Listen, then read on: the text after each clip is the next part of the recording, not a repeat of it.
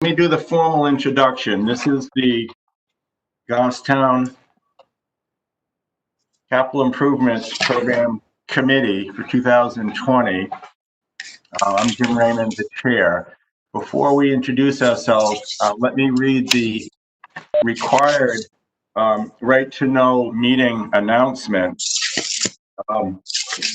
You've heard this before if you've gone to any of these meetings. This is for the benefit of the hundreds of people who are undoubtedly listening in. Welcome you. Due to the COVID-19 outbreak and in accordance with Governor's New News Emergency Order number 12, pursuant to Executive Order 2020-04, this committee is authorized to meet electronically, which we're struggling with, of course. Please note there's no physical location to observe and listen contemporaneously to the meeting. It's authorized by the Governor's emergency order. But in accordance with the emergency order, we confirm that, one, we're providing public access. How, Derek? Is it by telephone or? By telephone.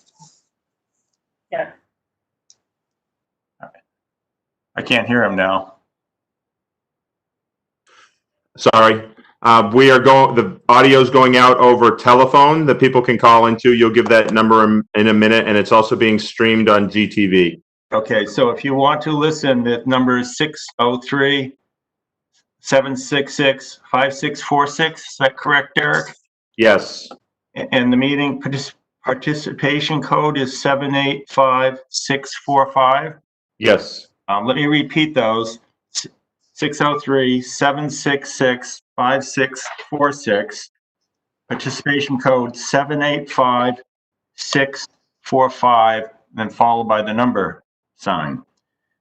Having said that, this is a meeting, not a hearing.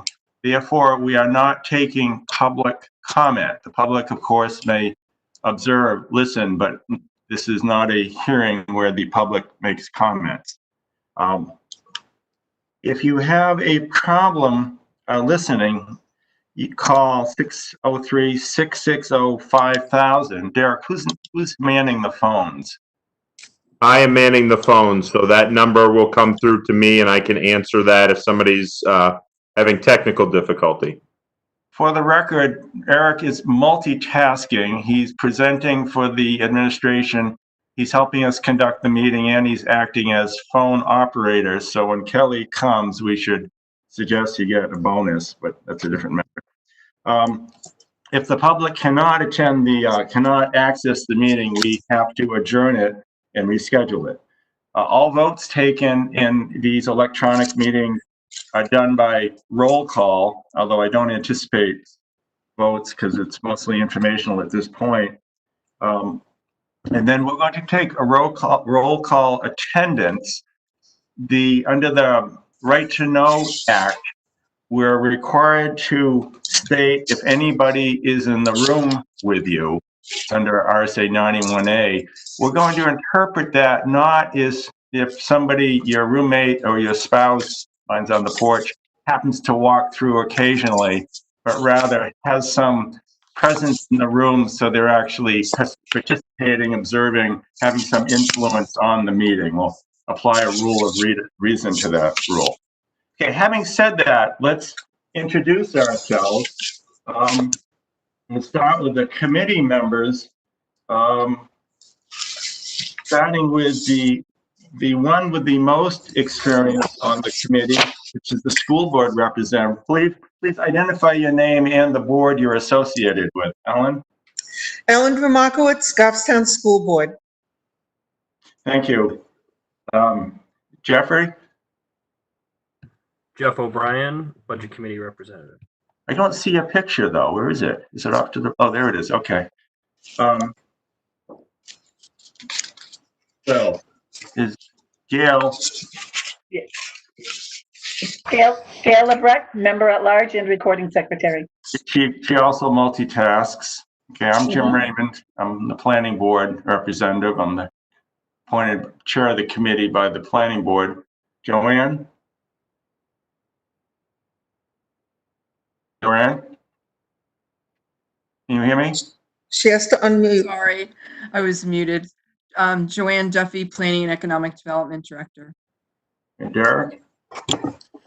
Derek Horn, Town Administrator. There's no one else in the room with me this evening.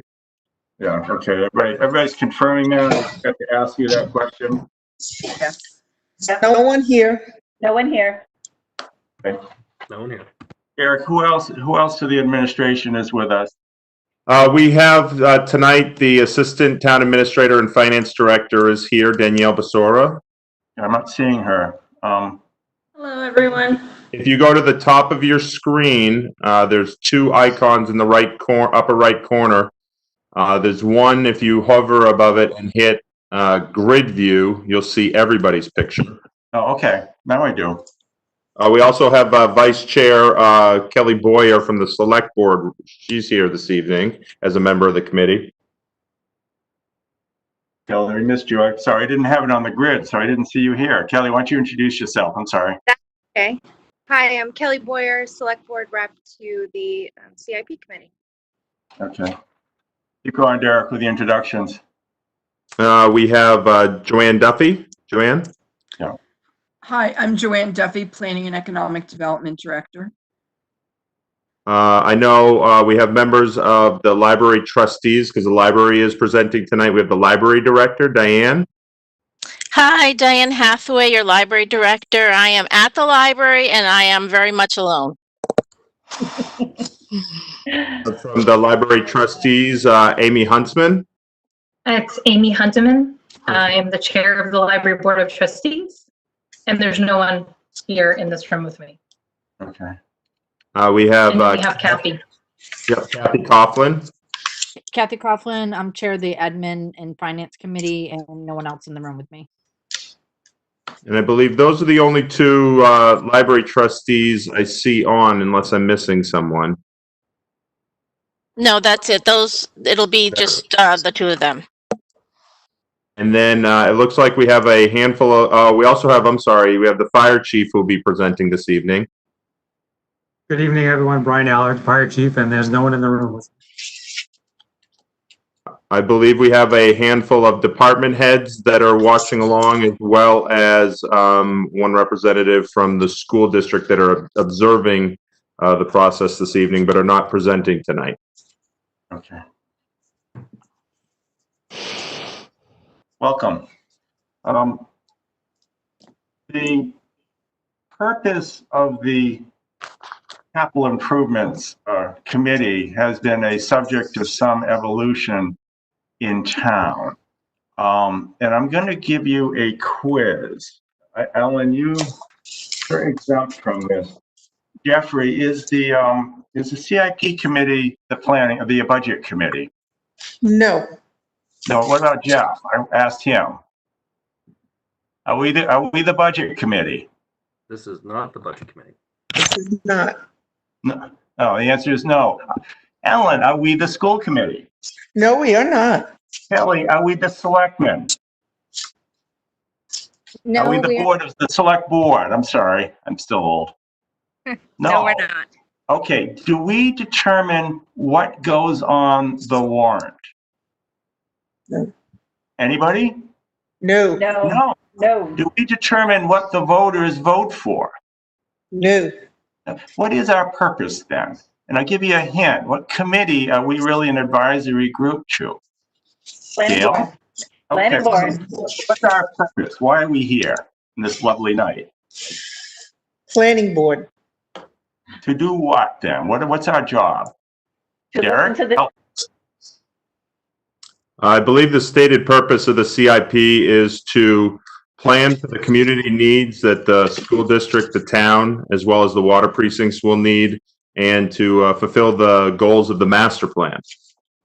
He's got his homework. Very good. Yeah, we're a planning committee. So, for example, fire department comes with a proposal for a new fire truck and says, we need this.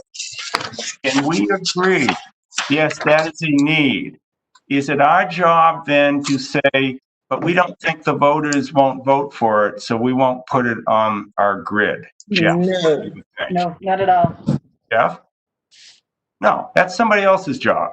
We're going to identify needs, but we do look at how to spread them out over time to even out tax impact. And Derek will talk a little about different ways that can be done, how money can be raised in different ways to achieve that goal.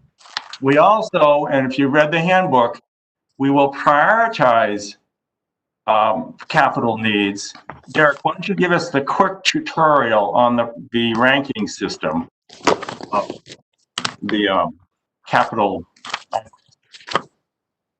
Yes, so in the front of your book, your binder, as it be, is the Capital Improvement Program Committee Handbook. And this was modified, I believe, at the end of 2018, the process in 2018, the CIP committee made some changes.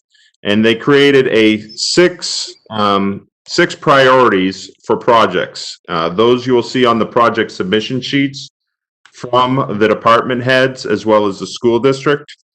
First priority is, and this is on page 7, again, of the committee handbook in your first tab. Priority 1 is urgent, cannot be delayed, needed immediately for health and safety. Priority 2, necessary, needed within 3 years to maintain basic level and quality of community services. Priority 3 is desirable, needed within 4 to 6 years to improve quality or level of service. Priority 4 is deferrable, can be placed on hold until after 6-year scope of current CIP, but supports community development goals. Priority 5 is premature, needs more research, planning, and coordination. And then priority 6 is inconsistent, contrary to land use planning or community development goals. Again, you will see these on the project submission sheets that have been submitted by department heads and the school district. And CIP will have the ability to modify those priorities based on the discussions that happen over the coming couple of months. So for us, one thing to keep in mind is we can move priorities around. We can say, no, that's not a priority 1. Sorry, chief. You guys don't need trucks to go to fires. We're going to let you use the horses. We're going to make that a category priority 2. Derek, give us a quick thumbnail sketch of what items come before us so we can get a sense of scale and perspective on what we're looking at. You will get projects are really those capital infrastructure projects. Should have tabbed this in the book, but this is a capital improvement project. It commits at least $25,000 for acquisition or lease of land, basically, or to address the growth of the community. So it's a building, a physical facility, public infrastructure such as highways, sewer, water lines, similar projects, equipment purchase. The Goffstown CIP committee has also reviewed purchased and leased of wheeled vehicles and motorized equipment having an anticipated life of at least 3 years. So that may fall below the threshold of 25,000. I know in the recent years there were significant commercial mowers purchased by DPW and Parks and Rec that came through this, but again, because their life was more than 3 years. Any studies or any architectural studies or maybe facility studies that may lead to a future capital improvement, and then any projects to come into immediate compliance with state or federal law or a court order. Thank you. I didn't warn Derek I'd be asking these questions, but that means if the fire department has to buy horses because we're not getting them fire trucks, the horses won't come before this committee. Is that correct, Derek? Well, I would I would add that one probably falls under the grid, our matrix. Are we establishing where they will appear, how they will appear in the warrant? For example, in the operating budget or in special separate warrant articles? Who has an opinion on that? Alan, you have an opinion on many things. What do you think? No, we don't have a say on that. No. Derek, do you want to expound on that at all? I would agree. There are some tax appropriations, there are some that will be forced to a special article because of the type of expenditure is. If it's a deposit into a capital reserve fund, that must go in its own article. If it is something that's funded by a revolving fund or an enterprise fund, and for example, we have a sewer enterprise fund, that will designate that it's not subject to property taxes, but rather user fees. And you'll see that in your matrix under the fund. Overview of what we're going to be doing. Being done, let's jump into it. Derek, give us the quick tour of what we're going to do for the rest of the evening. Okay. Again, this evening we have three main departments that are going to present to you.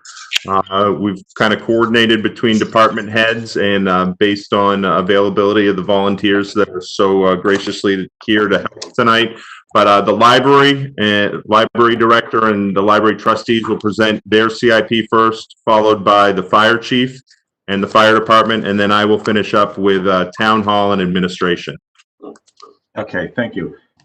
What we will do, group, is you have in your notebooks, which I hope you have, has the submission reports and detail. We'll let the presenters go through that.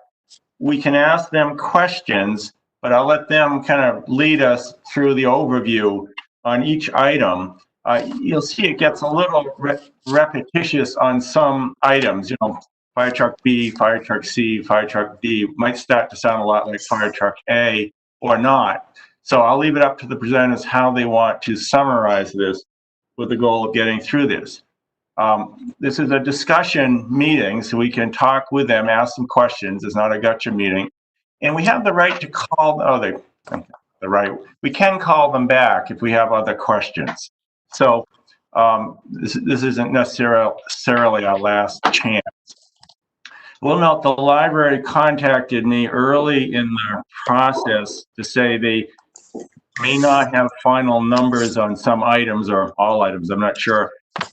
Should they still come? And I said, yes, and to educate us on what plans are. And it's helpful to have numbers, but sometimes we don't. That's still, we want to know what's coming down the pike. So I wanted them to come anyway.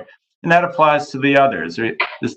Anything they present is a projection into the future. They're not going to know exact costs. They're not going to know exactly what's going to happen, but it lets us do the planning that we're supposed to do. So, rules of engagement, reintroduce yourself when you speak. We'll let the presenters go, and then I think I can see everybody who's at least on the video, so you can raise your hand if you have a question. Those of you who aren't, wait for an appropriate time and we'll recognize you. Okay, library, you ready to go? Yep. Coughlin, on the admin and finance committee of the library. Does everyone have like our copy of our paperwork? We should have, what color tab is it? Looks like a blue one. Blue. Well, I wouldn't know. Okay. Eric, is it the blue tab? Or are they not consistent? I don't know that it's blue in mine. It's the fourth one back. Okay. I'll give you a highlight of the total project cost. Bear with me just 1 second. I have to change pages. Here with me tonight, Diane Hathaway, the library director, and Amy Hunteman, who is chair. Raise your hand so we'll remember which one you are when you introduce. I'm sorry? I just wanted them to raise their hands again, so we'll see. Yeah. Amy. I'm reading something on my screen, so it blocks all the pictures, so I can't tell if someone's trying to get my attention. But we're here tonight to present our submission for 2021-2022. This is for a library expansion and renovation of the current building. The Library Board of Trustees have been working towards this goal for many years. One of the very first steps that the board did several years ago was purchase the land adjacent to the library in 2009. And they used privately held library funds for that purchase. When we went to CIP a few years ago, it was recommended that in 2018, community-wide survey, which highlighted support for an expansion. In 2019, we began our current feasibility study with the library has privately held money. So we had a warrant article last year. We have to ask permission to use the money. So we used our privately held library funds to get cost estimates. As was said at the beginning, these are certainly very preliminary numbers, definitely estimates. The company, the company we worked with gave us these baseline numbers, and there obviously might be subject to change. The numbers that we're using are based on and renovation of the current space. Space is, We're getting feedback from somebody. Just a minute, Kathleen. If somebody's everybody try putting the, now that I found the mute button, try putting your screen on mute if you're not speaking. Just remember to take it off before you speak. all right.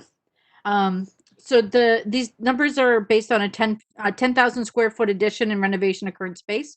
Our current library is small based on our town population. It lacks office space for staff, adequate break area for the staff. They have to use a utility sink, which is in called the break area, but it's basically a desk and a chair behind the circulation desk, and the same sink that the mop gets dumped into is what they wash their dishes in after lunch.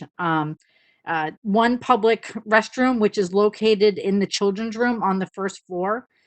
Every available space in the building is currently being used. Items are stored in small little cubbies underneath the eaves that, the door is only about 2 feet tall, maybe. The emergency exit staircase, and there's also items stored in the furnished room, which isn't really proper. All this hampers our ability to have programs in the building. Anytime there's a program, it blocks access to the materials in the room that is taking place. So, it's great when we have presentations and people show video, but now we can't reach any of the materials that are behind the screen. Our goal is to, we want to obviously add more public restrooms. That's one of the big areas of concern. We need meeting space for larger and small groups, work areas for staff that are not in the public, more comfortable seating. This was highlighted in the survey as one of the key items. Better computer access for the public, storage space that is adequate and within code. Because again, right now we're storing things like underneath staircases and things like that, which isn't really appropriate. We continually see Goffstown grow. Very happy to see it grow. Over the past 20 or so years, we've seen new schools be built or expanded, new ball fields are going in, the fire station has expanded, yet the library has essentially stayed the same. We put an elevator in, which allowed us to bump out where the circulation desk is. So there's emergency staircase and an elevator shaft. And with that, we're able to renovate the third floor, which took away from storage to allow it to be used for work area and some public space. The library board of trustees have been working to set up a foundation. This will help us to raise money, which in turn will lessen any tax burden. In 2019, the Goffstown Public Library was named the New Hampshire Library Trustee Association Library of the Year, despite our limitations. With these necessary improvements, we will be able to continue to improve our world-class service. I'd also like to mention that if anyone on CIP or honestly any of the town committees, if anyone would like to get toward the library, contact Diane. You can reach her at the library. She's there most days now, 497-2102. Or you can email her. You can find her email on the library website. If you want to get a private, socially distant tour. So the amount of our project, again, with the really rough numbers, probably totals a little bit over 5 million. So 5,361,788 is what we came up with with the math using the numbers. We split it up into two years. The first year is doing a lot of the civil engineering, kind of making sure that everything can go forward. The library, we've already invested, money, private money to purchase the land. We're also used library private money to do the feasibility study. So that's $80,000 that the library paid in order to have this study done to help us get these numbers. So in year one, it's basically broken up into us using some of our private money, but also getting money from the general fund. So that would be through taxation if we can't raise money. So it's broken up into 337,500, and then offsetting would be us with some of our private money, which that 112, the 112,500 is, just bear with me 1 second while I look at my little cheat sheet here. One. So I believe that's going to be, I was just trying to look at where kind of all those numbers came from, and of course it's hard being not in front of everybody. Amy, are you there that you could jump? I'm trying to, sorry, Yeah. I'm dyslexic, so quickly taking a look at numbers. I apologize that I'm just trying to give you where the total is 450 for the first year. But again, it's broken up between that 112, which would be library, using library funds. So yeah, it comes out to be about a quarter of the cost would be put up by library trustee privately held funds, and the other 3/4 would be a warrant article. Okay. Is that what you're looking for, Kathy? Yeah. And then in the year two, we considered this necessary in our forms, just because, the library has been working to the library director and the staff has done a wonderful job in the current space. But we could be such a more robust library with more room, essentially. So we put it as necessary because this has definitely been a long time coming. So in year two of the project, we put everything in there as being under bond, knowing that with us setting up a foundation, it's going to be able to, we're going to make it charitable so that, we still have to do the IRS part of things. But once that gets rolling, we're actually going to be doing a capital campaign and things like that. So just to make the paperwork easier, we just put it under bond, but just realize that any of that money is going to essentially be offset by any fundraising that we do. Kathy, do you have conceptual plans of what the library is going to look like? Have you gotten that far? No, we haven't gotten that far. I mean, obviously, COVID-19 has slowed things down a little bit. So we don't have any of those that yet. They're still working on doing some of the. We're still even needing to set up focus groups and things like that. So not quite yet, but it's in the process. Okay, members, Amy or Diane, do you have anything else to add to the presentation? I don't.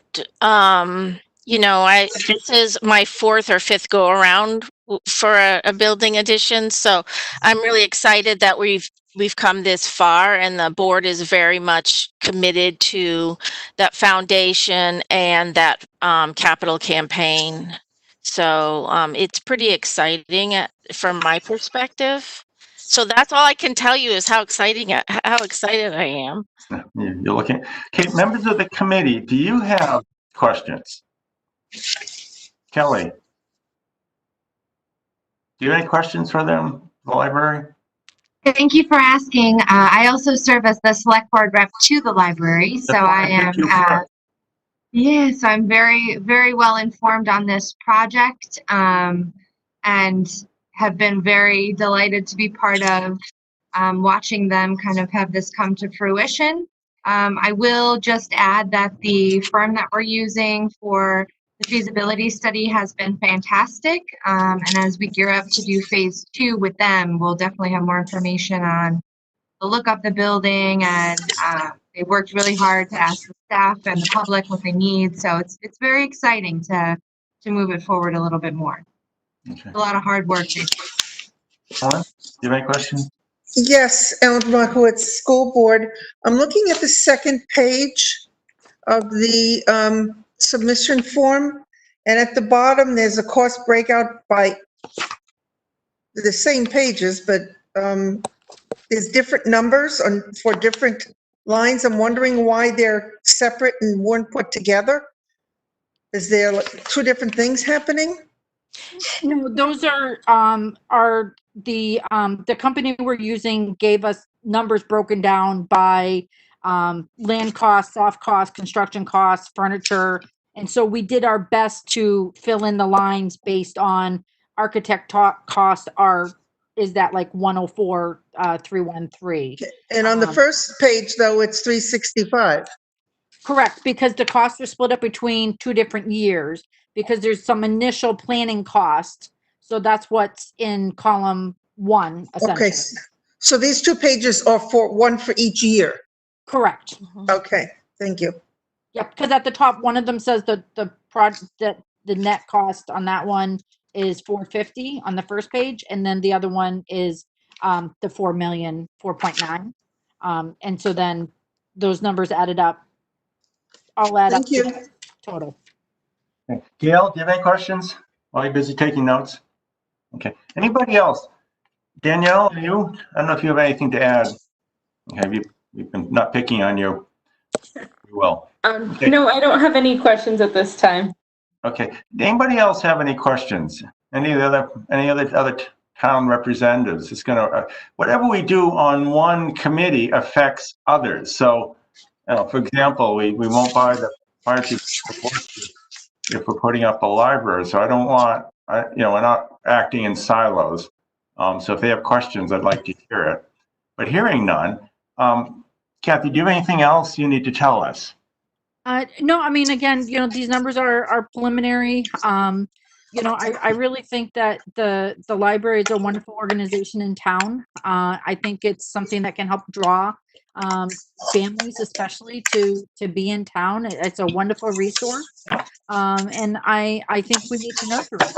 I do think it's time, and I did want to thank Kelly for all of her help. She actually has been very instrumental in helping with planning and helping get some of the nuts and bolts going. So thank you. But yeah, I mean, I really hope for the support of the town, and if anything changes with the numbers, we would certainly let you know. I have one other question, and maybe Kelly can help. These are estimates. Is there a plus or minus? Is there a range that you anticipate that these could vary, or you're not there yet? Probably not really there yet, because some of the year-over-the-year costs might change, and I think with COVID right now, it's really kind of throwing a wrench into everything. I'm sure just in a general sense, there's always going to be a range, but I don't necessarily, it wasn't like they said, oh, it's going to change by this much or this much. But if we get any substantive changes, we can certainly let you guys know. Let me ask Derek, because it's going to come up with the others. Derek, is there some inflation adjustment that we should be thinking of as we look at these numbers, how they might change through time, or is that enough of guesswork that we should ignore it? I think Danielle and I might be able to look at some numbers that, as it's proposed for year 2021 and 2022. I don't necessarily know that you would want to do too much inflation of that. I will say, from my experience working with HDC, the tough thing can be getting plans for a major addition. And I'll speak to this in my presentation. Before you have the funds to do the construction, and just coordinating as codes change. But I'm sure that the consultant that you're working with and the trustees have taken that into account. And the numbers that they gave us, they were already accounting for this happening in year 2021 and 20. So they already built in some cost changes. I just don't know what exact percentage they used. Okay. Thank you. Anything else for the library? Do you have any questions? Jeff? No? Okay. Let's move on then. Derek, is fire up next? Yes, the fire chief is up next. Okay. I have to warn the fire chief. Last year, your predecessor offered the committee to go up on the ladder truck. In fact, I think they had the ladder truck in the back parking lot when they did that. And then he welched on the offer. And some of us haven't forgotten that. So with that introduction, tell us who you are and go through your report. Good evening, everyone. Brian Allard. I have the pleasure of serving as your fire chief. And that offer still does exist. I believe there's Selectwoman Boyer was lucky enough to come to the fire station one time and go up in the tower. So you're welcome. Everyone's welcome to come down. Okay, we'll take you up. I'm guessing everyone has the fire tab with them now. I see nodding heads. So on page 2 kind of gives you an overview of the projects we'll kind of walk through this evening, starting with years 2021 through 2026. On page 3 is a little write-up I had done, and I'm just going to talk about a couple highlights, and please stop me along the way if anyone has any questions. So on the write-up, a couple points. Last year, there was some discussion with regards to both the Mast Road and Terrell Hill fire stations. I made the decision this year to kind of push out the Mast Road fire station. Was due in 2023 originally. I've shifted that out to 2026 so I can get my arms wrapped around that particular project. Being the first year as fire chief, I have many priorities, and I just want to push it out so I can get a better understanding of the needs of that station. Secondly, the Terrell Hill station. You know, at some point in time, the town is going to have to make a serious decision on that particular station. A couple of important notes to make on that. Fire apparatus today is getting bigger. It doesn't fit in the fire station. We have one fire truck that can fit in that station today. Second part is we have one call firefighter that works out of that station now. Most of our stations are staffed at the Mast Road and Church Street station. So we have one member out there now, and apparatus is getting bigger and doesn't fit in that station. So at some point there's going to be a continued discussion on the future of that station. In 2021, we will be requesting an ambulance. So that's a big purchase that comes out of the ambulance fund, funded by revenues. You remember the revenues come back to the town through ambulance transports. In addition to that, we have a stretcher replacement, which I'll talk about in a moment, and then our capital reserve fund for our apparatus. On page 4, kind of gives you some of the CIP highlights for next year. There's a change with regards to the money going to be requested to go in the capital reserve fund. Typically, that number has been $225,000. And over the years, there's been some years where that has not been funded. And I'll explain why we need to increase that so there's not a shortfall in the future on some of the apparatus that needs to be purchased in years to come. As far as equipment, there's no equipment in the 2021 budget. We will be buying a stretcher, which comes out of the ambulance fund, which has no tax impact. Potentially that will be even less of an impact because we've already worked on a grant to purchase that stretcher. Any questions so far? All right, they're good. On page 5, you'll find our apparatus and vehicle replacement matrix. We did a really good job of trying to spread these out over the years, so we're not buying multiple large pieces of apparatus. I will say for 2021, depending how this year's budget goes, we may be foregoing a purchase of a utility vehicle this year, 2020. So that may come up in 2021. Other than that, we have an ambulance scheduled to be replaced next year. Again, our ambulances are our most utilized apparatus. And again, that comes out of the ambulance reserve fund. The next large purchase would be in 2022, where we have a fire engine that is coming to the end of its life based on our NFPA requirements. So that is something that does need to be replaced. And that's in the area of $775,000. And you mentioned earlier about escalators or estimates. Fire apparatus increases about 3 to 5% a year, just to kind of keep that in the back of your minds. While you're doing that, you use the word NFPA. Why don't you just tell us what that means? Oh, I'm sorry, that's an acronym. So the National Fire Protection Agency Association, so they determine all the standards that we follow, from our helmets to our personal protective equipment, tools, ladders, and of course, fire apparatus. Thank you. I was a history major. I don't know all that stuff. You do. On page 6 is kind of all of our apparatus, the current condition of them, how many miles are there, and then potential replacement cost going through them. And if you go down, you'll see engine number 4 is the one I was just referring to in 2022, is the one that should be replaced based on that requirement. Kind of about 2/3 of the way down, you'll see kind of the status of, you'll see a number $692,000. That's kind of our starting balance today in our capital reserve fund.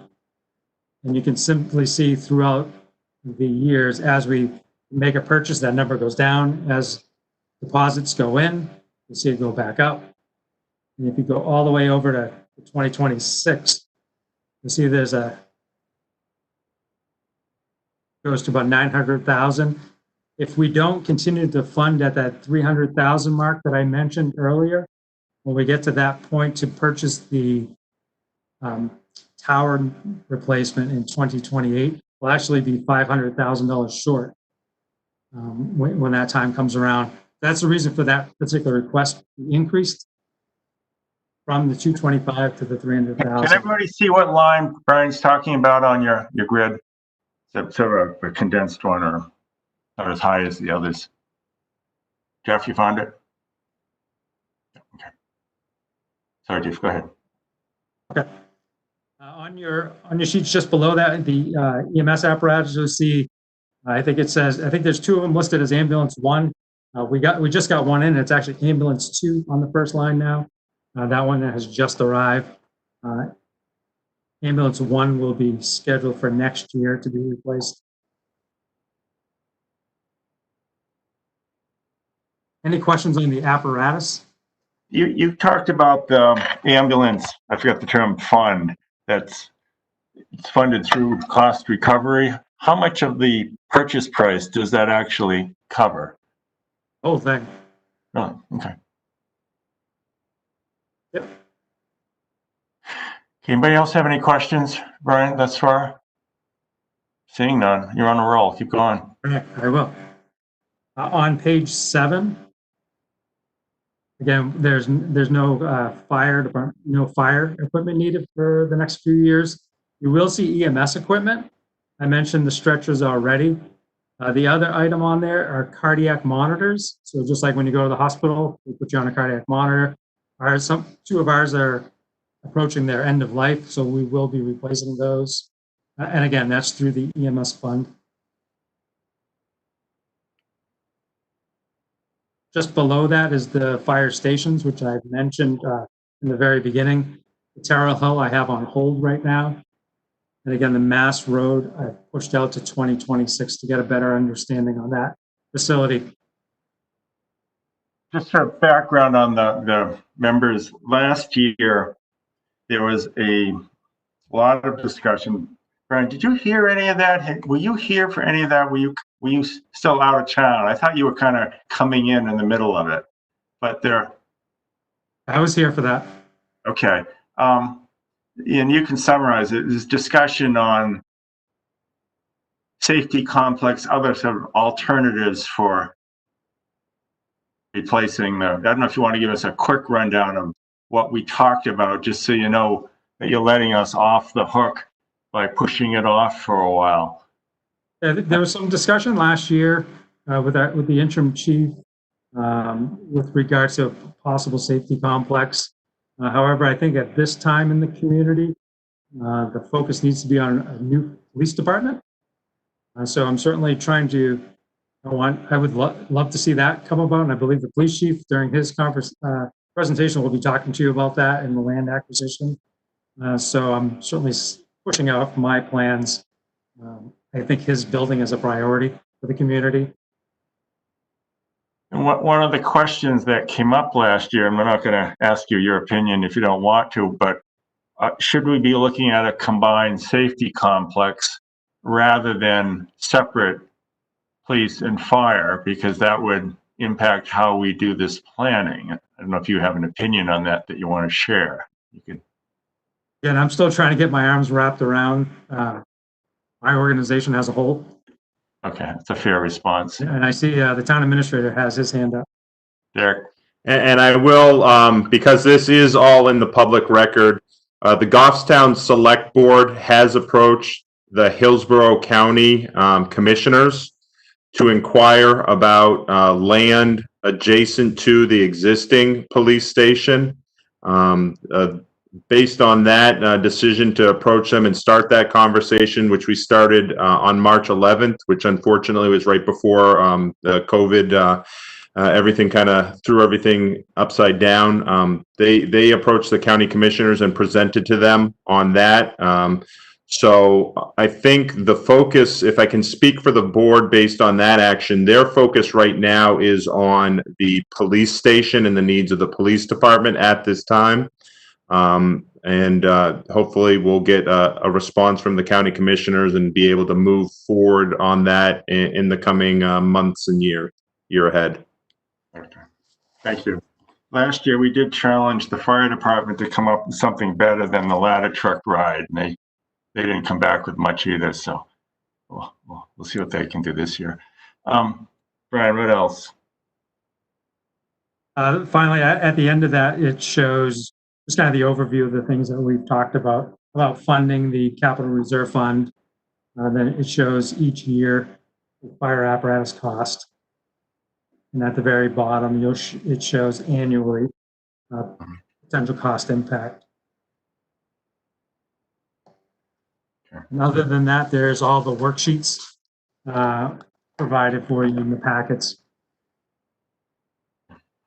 Does anybody have a question? And maybe we can have Derek do the enlarge on his earlier comments on capital reserves and how those operate. Derek, why don't you give us the 20 words or less?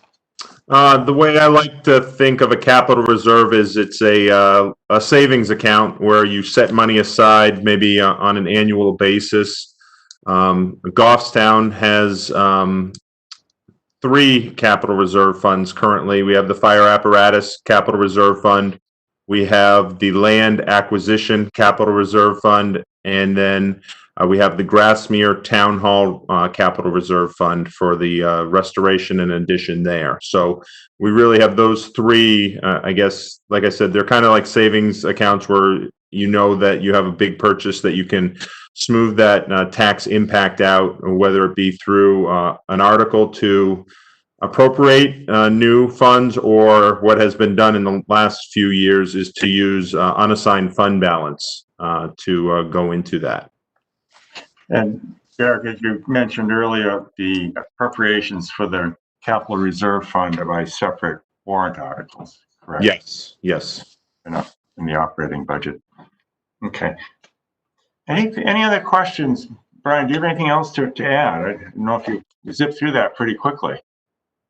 Do not. We're not complaining. Anybody have any questions? I don't see any. Okay.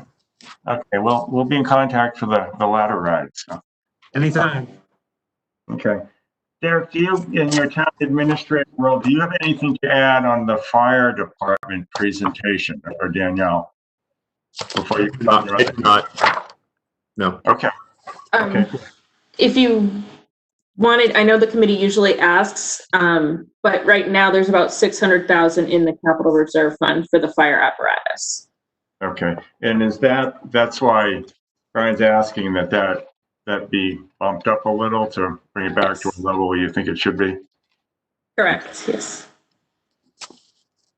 Have we slipped behind on that, or you just realize we got to be putting more money in?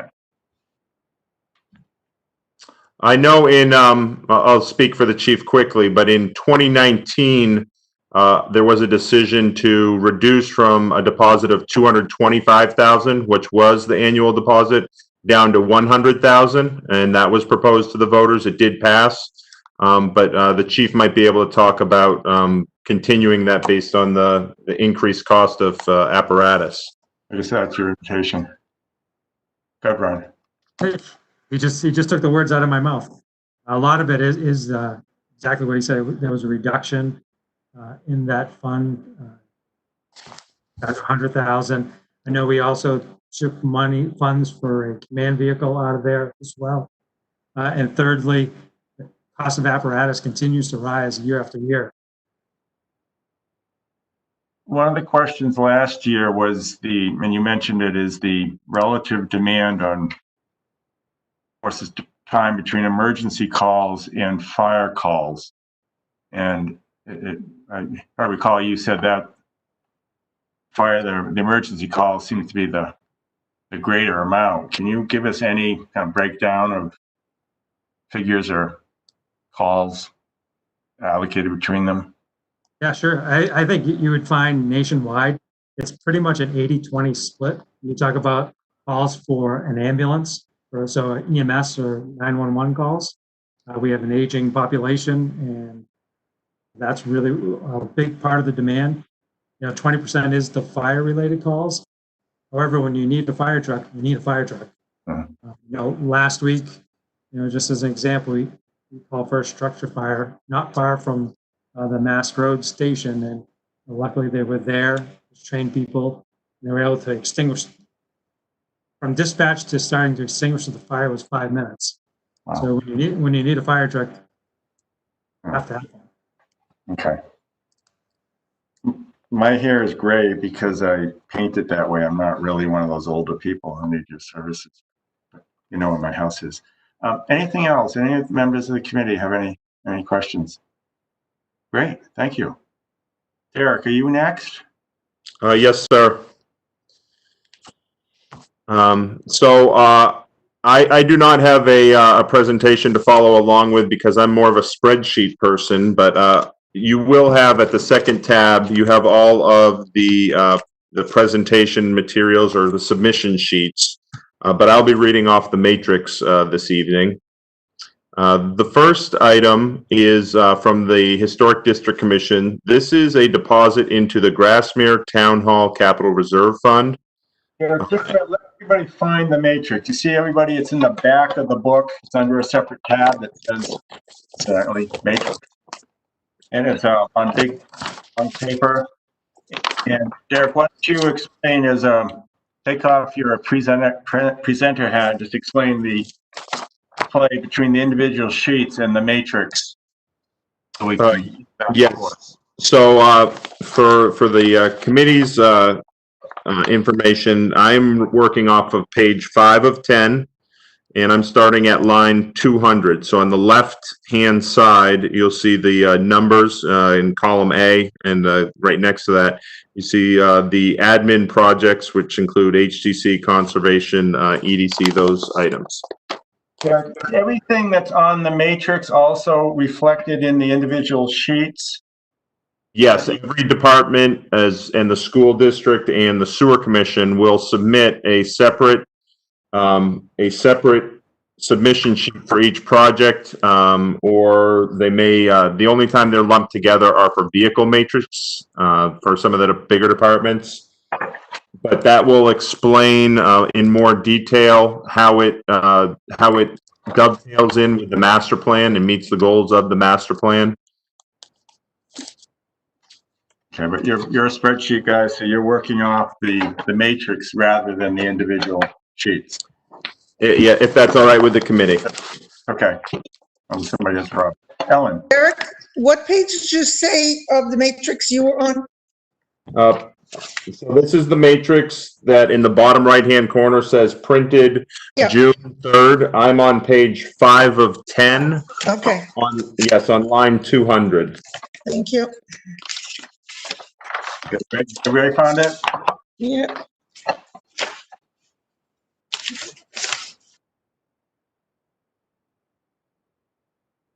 Why don't you just take a minute? This is the first time some of us have seen the matrix. Just walk us through how it's constructed. Okay, so again, the way the matrix, when you look at it in a larger view, the town breaks them down by vehicles and projects. As admin does not have any vehicle purchases, we only have projects, but you'll see the fire, DPW, and police in the beginning pages for vehicles. And then school continues on page 6 through 10. So later on, when the school district comes and presents to you, you'll see those. But in column D is the description of the project, which matches up with the project submission sheet. In column E is the CIP committee priority. As you go through these, you may think that a project that I put forward or somebody else put forward may be not where the CIP committee feels it should be, and you can make a vote to alter that and put your own priority on it. And then there's under column G is the funding source. So funding source is, again, whether it come from tax appropriation, if it comes from a capital reserve fund already established, revolving fund, enterprise fund in case of the sewer, or a special revenue fund in case of EMS. And then column H is what we're currently working under, what was approved at town meeting. And then it goes into the 3 years as proposed, the proposed CIP as proposed by the department head, approved by CIPC, which is the Capital Improvement Programs Committee. And then in column K is the adopted CIP. This is, again, a planning tool that after this committee finishes with, will be presented to the planning board in the fall, and the planning board will vote to adopt or amend any recommendations from this committee. And then it breaks it out. Again, we work on a 6-year cycle, so it breaks those out in each of those years, and then there's some notes in the rightermost column. I didn't warn everybody that our report then goes to the planning board, and I will be assigning each of you something to present to the board. So we'll ask for volunteers, but we amend the 13th Amendment and draft people for different slots when we present it to the planning board, because each of you will have some expertise and knowledge of certain areas. Go ahead, Derek. So for admin projects that I'll be presenting this evening, on line 200 and 201, that's really one project. It appears on 2 different lines, but this is the Grassmere Town Hall, which hopefully many of you know is over by the roundabout in the Grassmere section of Goffstown. In 2004, the HCC in the town had an architect go through the building and develop plans for an elevator addition on the rear of this building that would provide ADA access to the second floor where the theater was.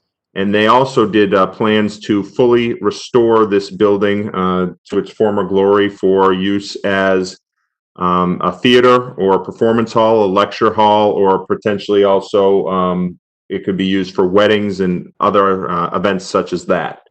The HDC in the town since 2004 sought out numerous grants and have finished the first 5 phases of a 6-phase plan and have fully restored that theater to its former glory. And again, I would be happy to take any members, this committee or any department heads who'd like to a tour of the building to see what is there.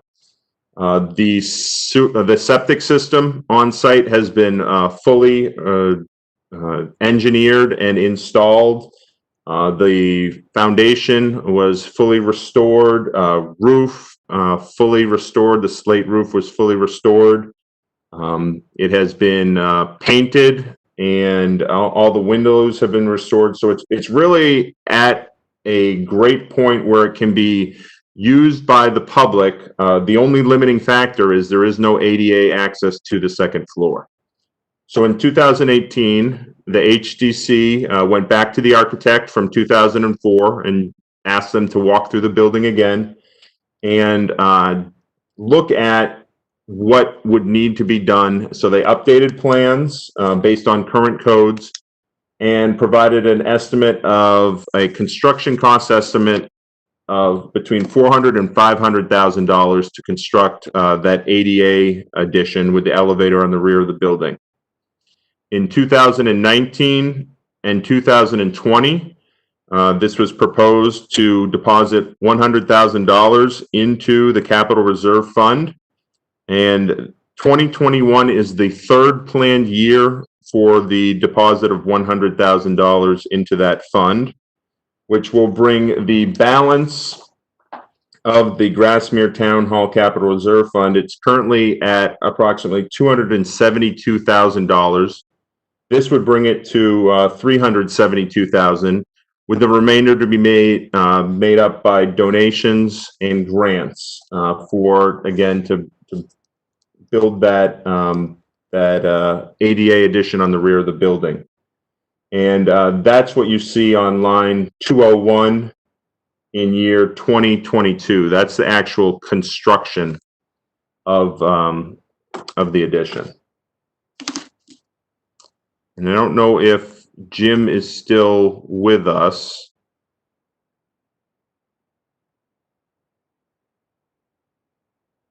Jim, are you still there?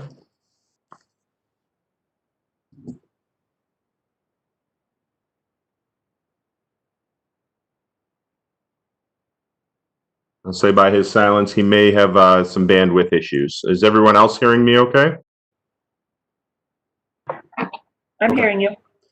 Are there any questions on, do you want to go one project at a time, or Ellen? Yeah, just one question. Prior to this year, how much is this building used? The building is primarily used for, we rent out half of the first floor to Mary Lou Preschool. We have a lease agreement with them. And it is used by various community groups, including Tri-Town Soccer, Babe Ruth Baseball, the Grassmere Village Water Precinct, the Garden Club, and HDC for monthly meetings. The second floor has had limited use because we did not have sufficient tables or chairs, but last year the HDC did buy a portion of the chairs and the tables, and we completely revised our facility rental policy, so it could be rented out in the beginning of this year. And again, with some of the changes to facility use due to COVID, it has not been able to be used. So it is available to the public once we open our buildings back up. Thank you. Derek, can I add something too? Yes, absolutely. I just wanted to mention too that the HGC has discussed marketing techniques and different ways to utilize that space as they move further along in the process. So I know the plan is to kind of market it out and make it more accessible to residents than it's been before.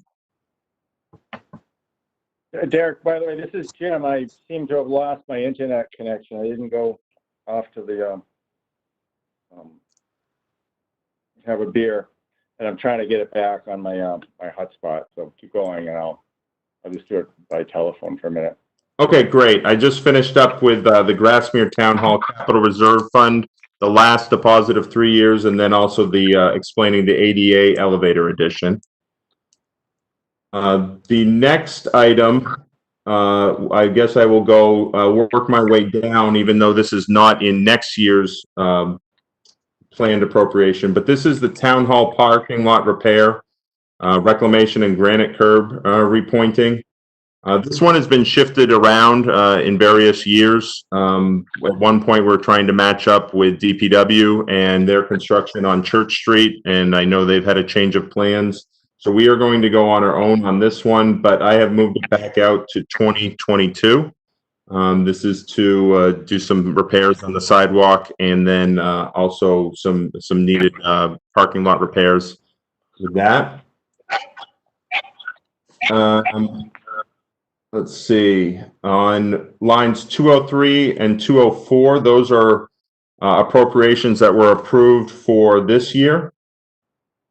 On line 205, this is a townwide security system and CCTV. Currently, each building is that is maintained by the different departments are kind of on their own for security. We do have security systems, and each have some form of television or video monitoring and some we do not. This is to try and bring them all together under one umbrella, which will give us the needed security for those buildings in case we need to go back and look at tape because of some incident, and will help dispatch if we ever need to dispatch to a public building. Last year, the CIP committee moved it from 2021 and moved it up to 2020. So this did go into the department head budget last year, but that was cut during the 2020 budget process. On line 206, this is a 10-year flyover and photogrammetry. Never know how to say that one. This is where we hire a company to fly over and take pictures of the community to update our GIS system. This helps both our planning department as well as our assessing department potentially catch any structures that were built without benefit of permit and are we may not be assessing them fairly, so we do that every 10 years so that we can maintain a accurate GIS system that's used by not only the land use departments here in town, but also DPW as well as our emergency services. On line 207 is the network equipment refresh. This is necessary networking, which has shown itself a critical piece of infrastructure over the last 2 months as we've had employees in every department working remotely for some period of time. This is last done in 2015, and equipment will be 7 years old at that time. This is equipment that runs 24 hours a day, 7 days a week, 52 weeks a year. Again, over the last 2 months, we have found the ability to work remotely critical as we've had this changing landscape. And then in line 208 is server licensing. We are currently running on Microsoft Server 2019. This was done in 2019, and support will run out in 2024. This is the current information, and this is very critical for us to maintain current licensing because how our networks communicate with the FBI and to remain CJIS compliant. But those are really all the projects that I have, and I'd be happy to answer any questions that anyone might have. I'm back. You can see what happened to Kelly and Jeff. Are they still on? Yes, they are still on. Yes. I've lost their pictures, but my pictures seem to be dwindling. Anybody have any questions? A lot of these were on last year's matrix. We moved some around, as Derek said. Derek, what's new for those of us who were here last year that. I am not proposing any new projects from last year. Again, I did bring back the security system and CCTV, and all others just moved around on the matrix, primarily moving the parking lot out 1 year. May have any questions for Derek?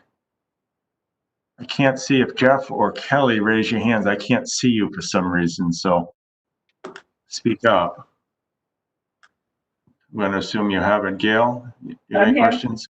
No, I'm set. No I question. see you. I can see you. Oh, there's Jeff. Okay, pop back in. Jeff, you all set? Okay. Derek, anything else? Set, thank you. I don't have anything else for admin. I would like to make, I guess, a general comment on CIP on behalf of the town and the other departments, if that's okay. At this point, the select board as well as the department heads are monitoring our extra expenses that have come as in response to the COVID outbreak. We are also monitoring the changes to revenues. Those are both some of the local revenues that we budget for, as well as shared revenues from the state.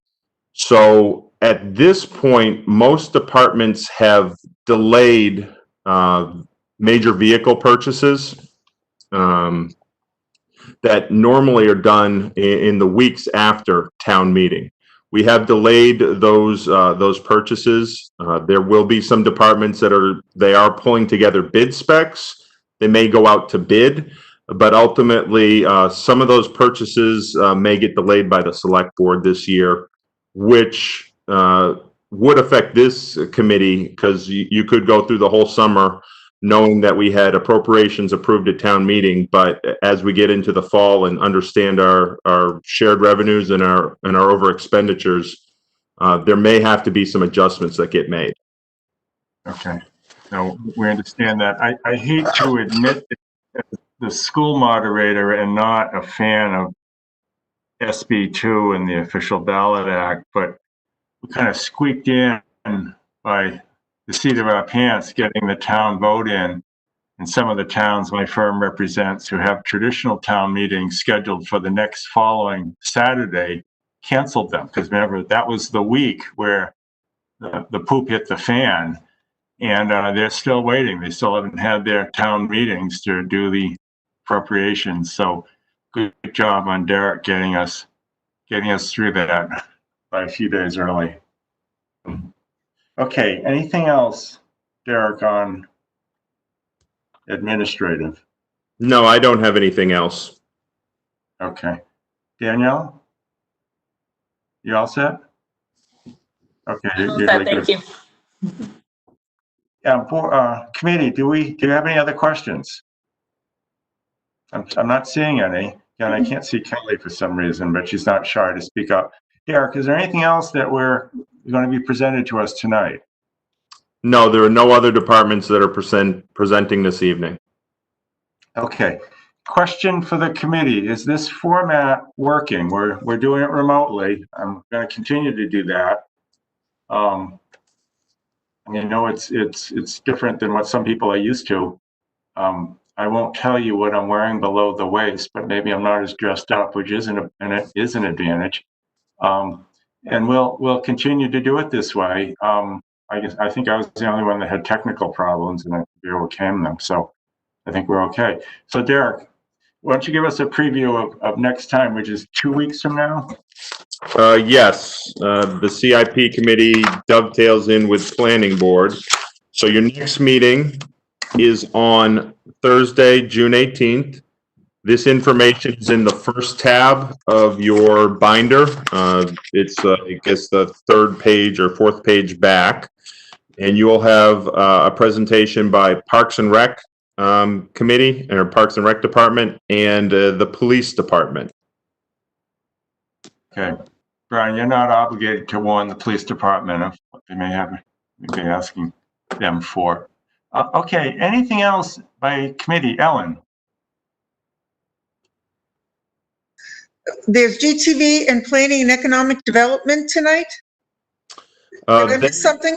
They are scheduled for this evening, but they do not have any submissions.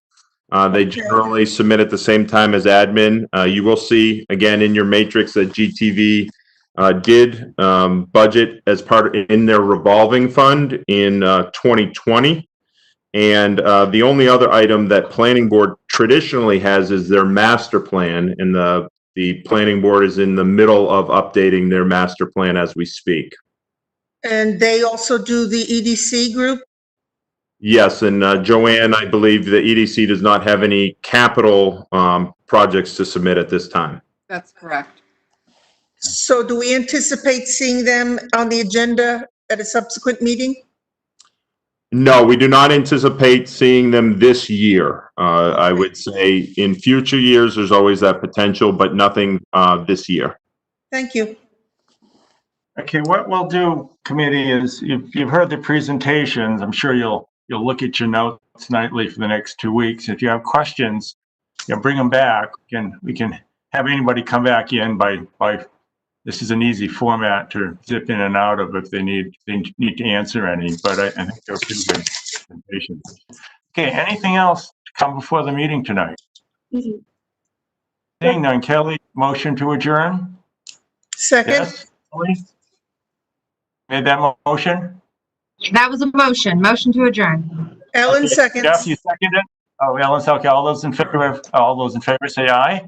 Aye. Okay, opposed, abstentions, motion carries. Thank you very much. We'll see you in 2 weeks. Thank Bye. you.